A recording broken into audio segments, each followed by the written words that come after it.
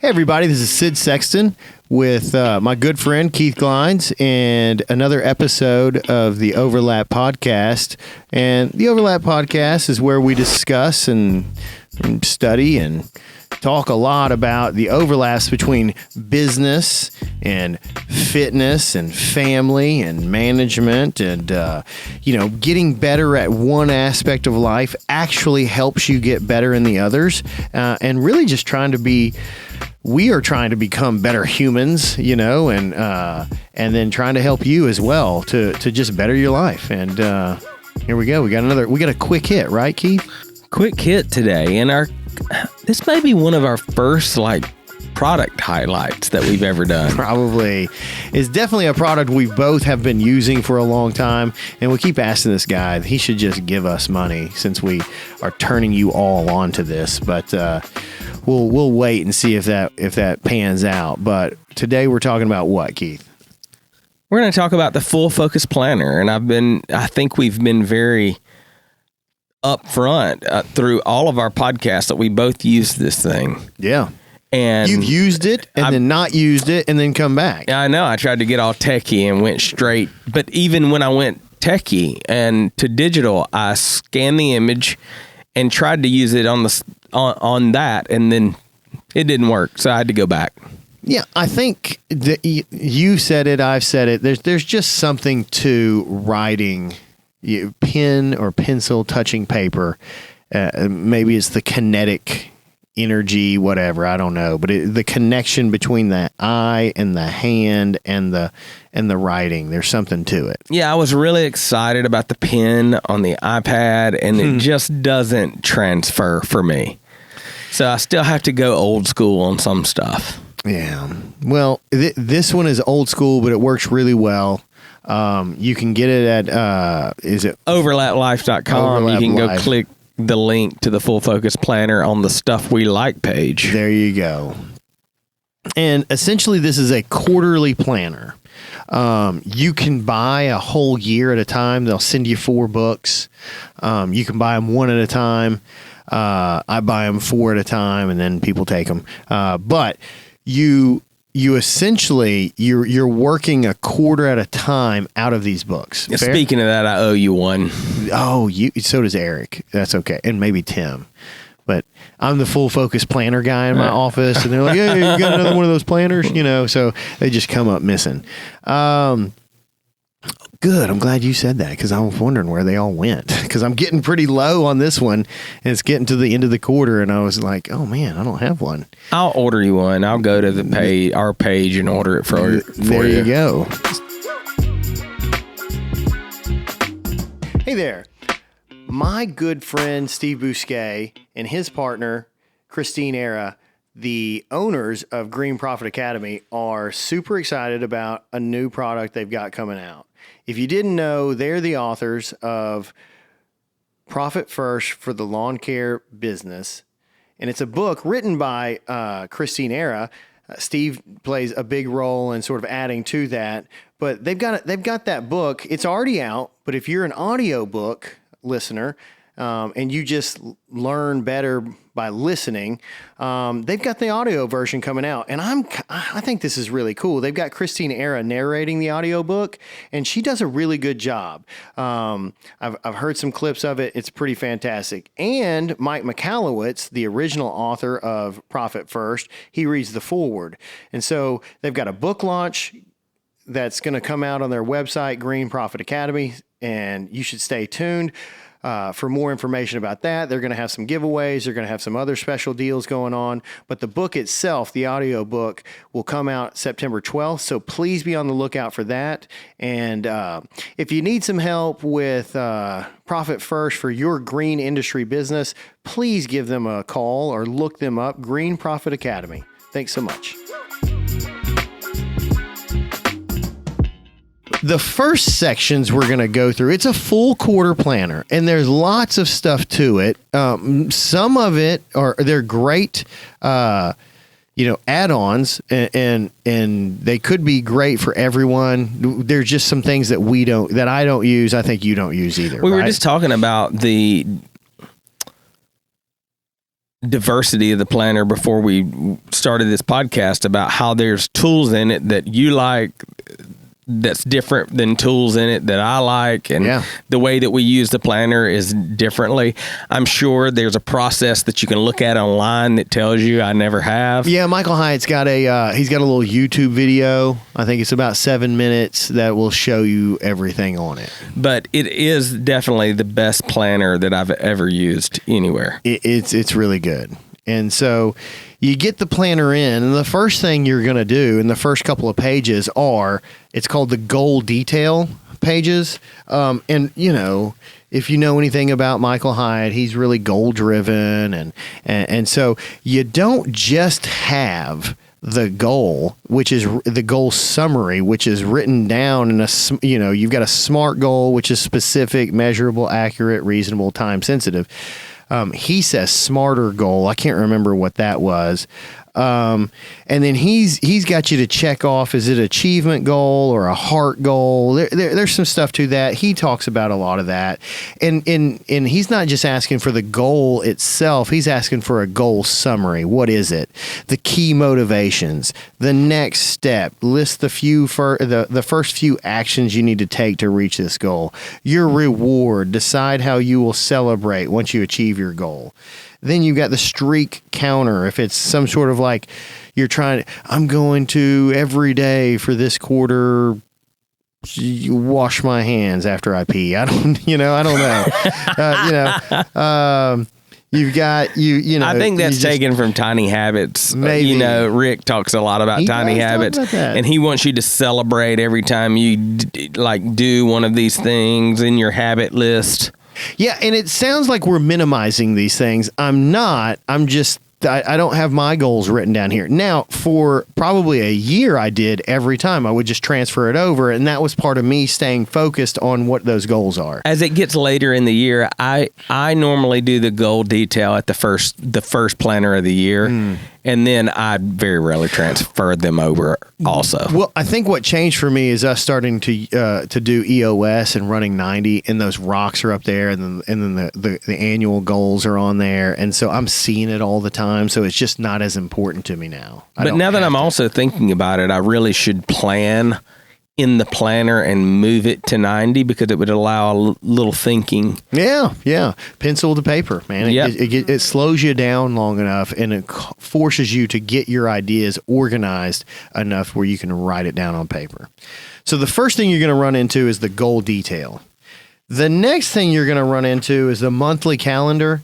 I'll be honest, I've never actually used that. Nope. Me neither. So there it is, monthly calendar. But you know what it reminds me of? Did you have the Stephen Covey planner way back when? I never did. No. Okay, well, Stephen Covey, that is the layout of the Stephen Covey planner. So those of you who used the Covey planner and bought in on that is going to love that listing in this planner. Yeah. So the next one are the rolling quarters. Not really sure. I don't even know how to use it. Never done that at all. I don't even know what it's supposed to do.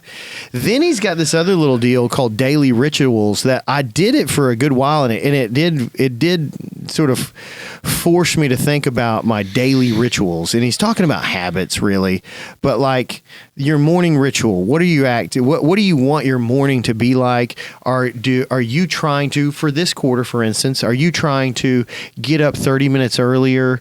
Have a little time with the word, and then have a little quiet time before you start your day.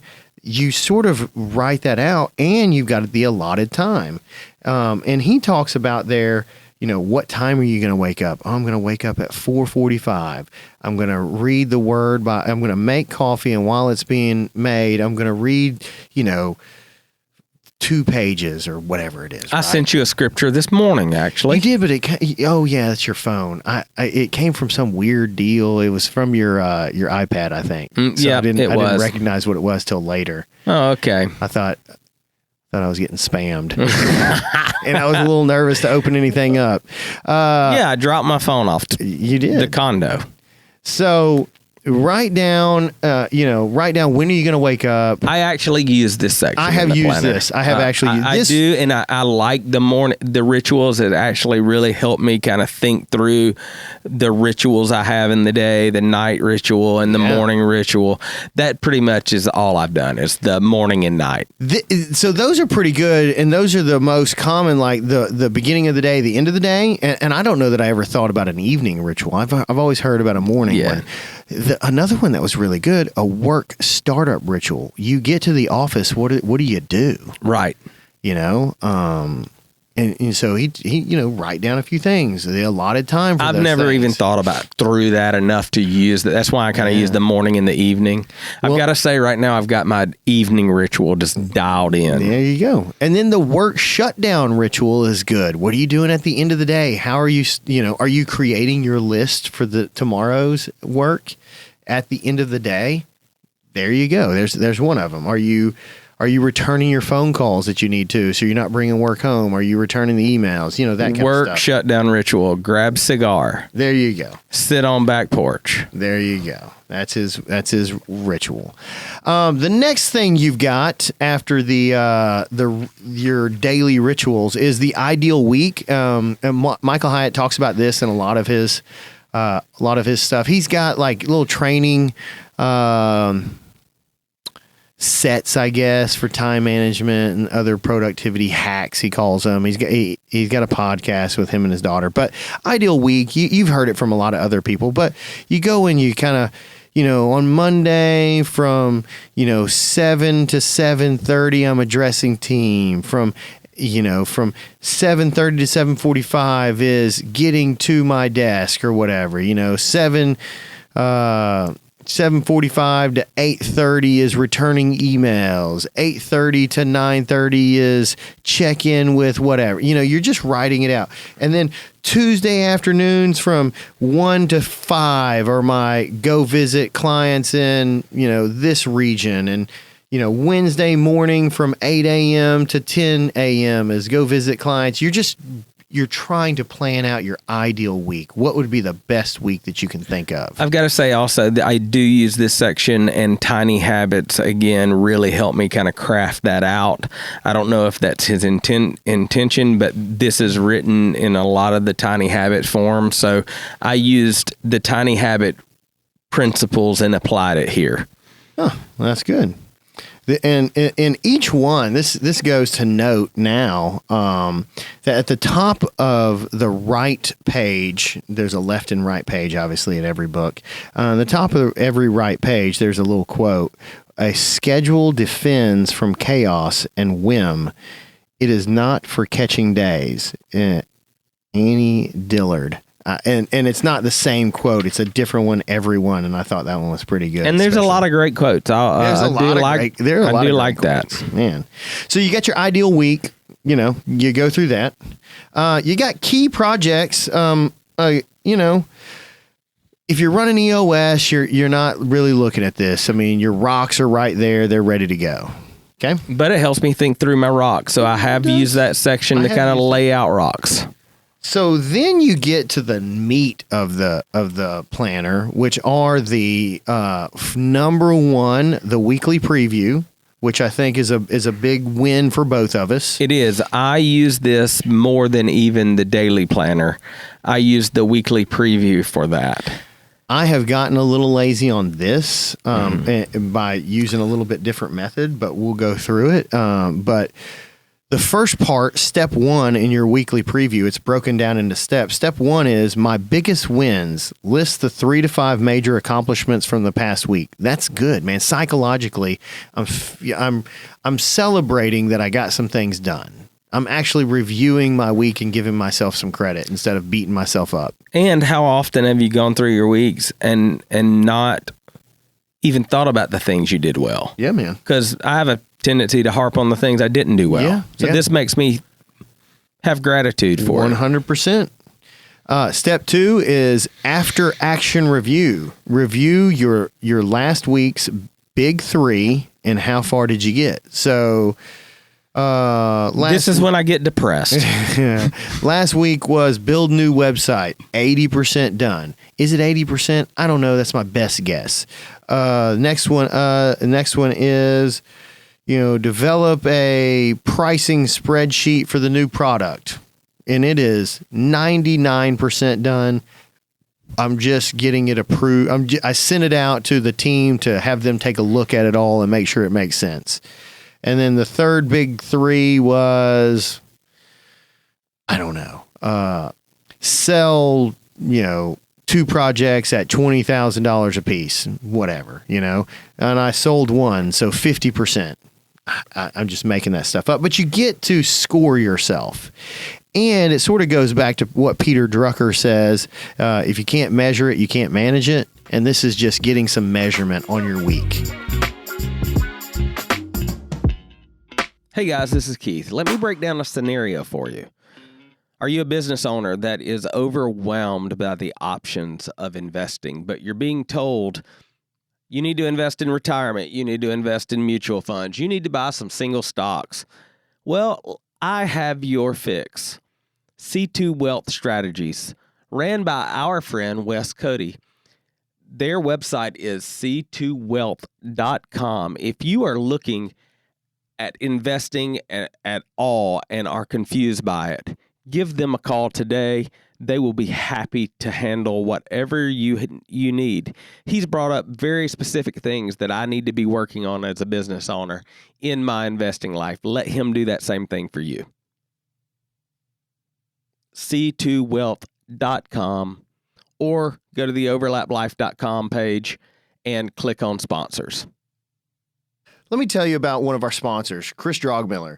He's with CMD Fencing. One, I really appreciate his support to the podcast. He listens to the podcast, but long before that, he has done several projects for me at my home, at our business, and the dude just does an awesome job. One of the things I really like about him is it's basically just him and someone that helps him. His attention to detail is phenomenal. The work is always high quality. If you've ever had a fence built, you know that the gate itself and how it opens and shuts is kind of the stamp of quality. It always works well. I've made him make some interesting kind of fencing where it's all horizontal. He had no problems with that, did a great job. And the guy is freaking awesome. He's easy to work with and he does a fantastic job. He's a firefighter. So, he works 2 days on and 2 days off. So he comes in and knocks my project out on the days that he's off. And the dude's awesome. You can find him on our website, overlaplife.com. You can find him on Facebook, CMD Fencing. And let's see, his phone number is 901-484-5546. So if you need a fence, need some fence work, call Chris Drogmiller, CMD Fencing.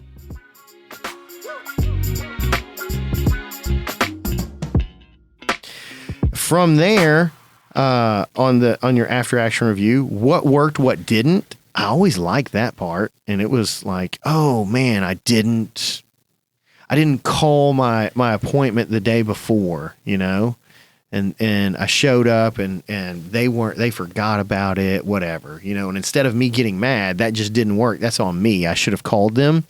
What did work is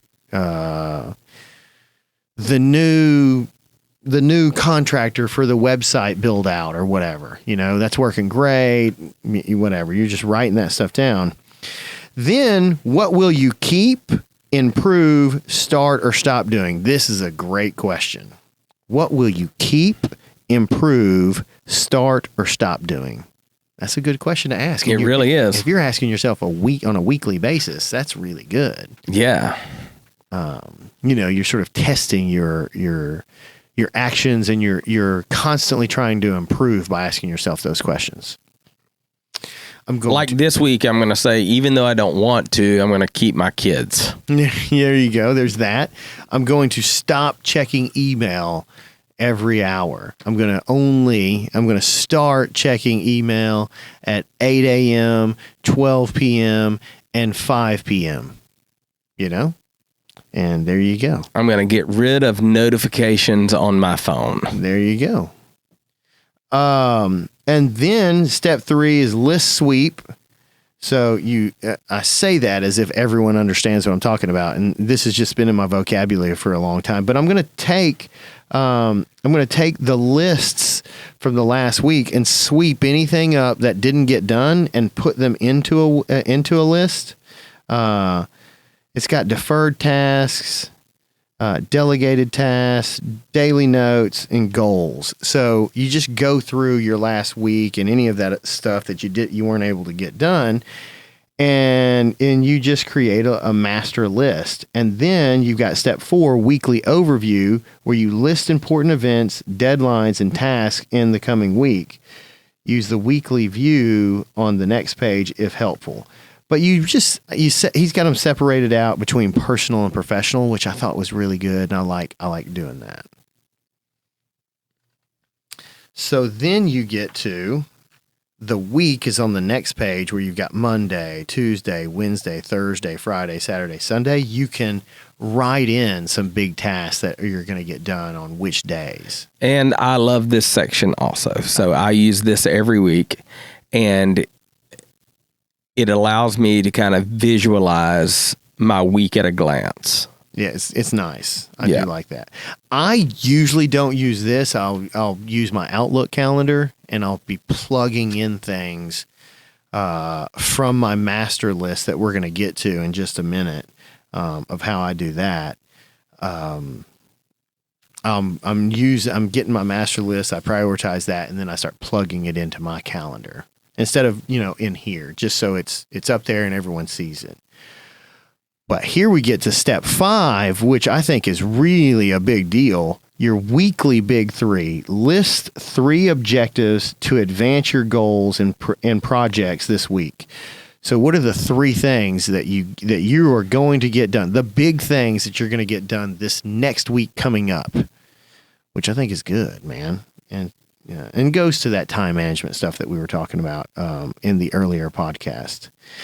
And then step 6, self-care planner. This is as you're, ideally you are executing this on a Friday, or, Friday afternoon, Friday morning, whatever. But just when you're planning before you go into the weekend, you would brainstorm below on what are you going to do this weekend? You got a sleep section? Are you going to get more sleep? Are you going to catch up on that? Eat? Or are you going to, start on your diet this weekend? You're gonna maintain your diet. Usually the weekends where you sort of jump off or fall off. Move. What are you gonna do for exercise this weekend? Connect. Are you gonna go connect with people? You can go visit family or relax. I don't really use that section anymore, but when I first started doing the planning, I did. Mm-hmm. But that is pretty routine for me. If there's one thing I think I do pretty well, it's all those things. So, and it's pretty much the same thing every week. So I found myself writing the same thing every week. Gotcha. And that really is just the self-care portion of it. So that is the weekly preview section. We spent a decent amount of time on that because I think it's super important. But in the weekly preview section, I wanted to sort of go through, and I'm trying to find mine. It should be, I thought it was right here. Maybe I've got it back one more. But I get my master list and I sweep it right here. Keith is looking at it. You cannot see it because this is a podcast. But I take my master list and then I prioritize it in A's. This has got to get done Monday or Tuesday. I got B's. I've got to get done Tuesday or Wednesday, and then or Thursday. Tuesday, Wednesday, Thursday. It could be Tuesday afternoon, but really those are more like Wednesday, Thursdays. Then I've got C's that could be Friday or later. And then from those A's, I prioritize A1, A2, A3, A4, A5. And then B's might be B1, B2, B3, B4. And then C's might be C1, C2, C3, C4. And that just gives me an idea as I'm going and plugging in those things. I do that, and then that's where I plug them into my Outlook calendar. I also have time generally on the side of them, but now I'm plugging them into Outlook. I know I'm going to go. You're setting time in Outlook for them. That's a 2-hour time block, or that's a 4-hour time block. I know that I can probably only work for 90 minutes, but I'm still just blocking it out for 4 hours because I'll probably do that for about 90 minutes or that 2-hour time block, and then I'll take a break. I'll go get some coffee, and then I'll come right back. You're just like Elon Musk. He time blocks too. Does he time block? Yeah, he does. He's big on it. Huh. Block scheduling, man. I don't know when I started that, but it was a long time ago. And I was damn sure before I ever knew who Elon Musk was. But that's what I do.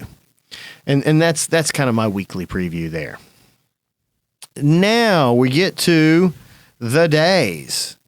So the days are sort of like a miniature weekly preview where you've got, let's say it's Tuesday. Tuesday, what are your big three? And so I always have big three on there. And sometimes they end up being a big four where I'm just like, man, I got to get these 4 things. And I try to prioritize the number 1, number 2, number 3, number 4. I try to base those off of the weekly big 3. So what goals help me achieve those weekly big 3? Oh, yeah. Each day. And you also have a list underneath the big 3 that you can add other tasks. So if things come up, I'm like, boom, I'm adding to my list right there. And then I've got a section on the right-hand side underneath that day's quote are notes. So you might be in a meeting, you just taking some notes there. Or you might have an idea that like, hey, change the website to better whatever. I can't even think of something.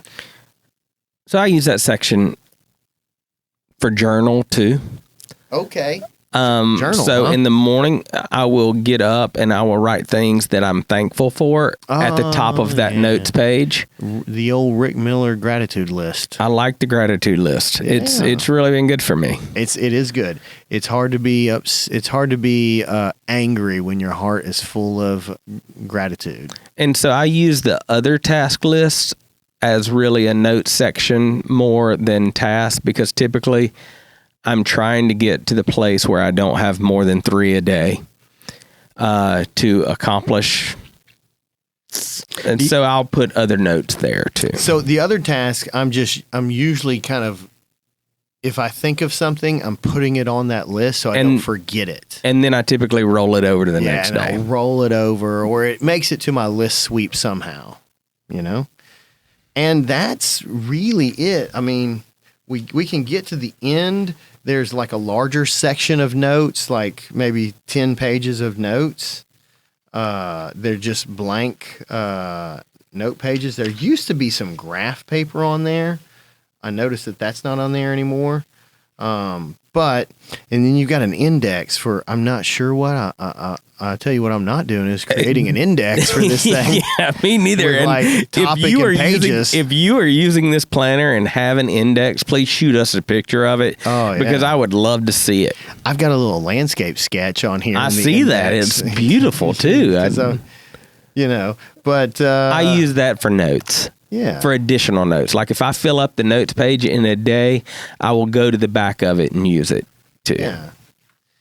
So that's the full focus planner. And I mean, Michael Hyatt's going to hear this and say, these guys are not using it correctly. I will not endorse. Well, that's fine, Michael. We're using it to our understanding and ability, and it's working pretty well. And for I us. can tell you, Michael, I've seen guys carrying this around because we do too. Yeah, I damn sure do. Yep. All right, that's you provide it for all your company, man. If you need it, and they're just stealing it out of my office now. But yeah, that's I believe in it. If you heard our earlier podcast, it's on time management. That's it's the most critical thing I feel, or one of the biggest barriers to overcome every time you level up from one phase of your career to the next, it's always time management. They're stealing out of your office because they don't want to bill it to their budget. Probably. That's probably. They can use my budget as long as it helps them to be more productive. That's the Michael Hyatt Full Focus Planner. Anything else on that, Keith? No, man. We covered it. Good It's deal. a product. Go get one. Overlaplife.com. Perfect. Stuff we like page. Yeah. I think that's all I got, man. Cool. All right, I'm out. It's a nice quick hit. There you go. Quick hitter. Peace. Hey, I want to talk about my friend Ross Sykes at Homefront Lending. He's a mortgage broker that can help you find a home when you don't typically fit in the norm and get you financed. Reach out to Ross at hflend.com. He specializes in mortgage products for first-time homebuyers, veterans, and self-employed borrowers. They are in the business to serve you beyond the transaction. At Homefront, they are always honored to serve. hflend.com. Okay, guys, everyone knows if you're a business owner, a business leader, or you're just a person in the world needing help with accounting, you need a real partner. You need someone that's going to listen to you and not just plug numbers in to make their job easy to do your taxes. At least that's what I want. I've been through a lot of accountants in my life, and I have yet to find one even remotely as good as Johnny Barranco. He's the owner of Barranco and Associates, and he's the kind of guy that really doesn't manipulate your books to make his job easier. He really is trying to give you insights into your business or into your financial planning world. Whatever your goals are, he's there to help. And so I just encourage you to give him a call. Barranco and Associates, look him up online. It's barrancoandassociates.com and just see if he can help you. He really is the accountant that I recommend to everyone, even before he was a sponsor of the podcast. So please, if you need an accountant, just do yourself a favor and give him a call.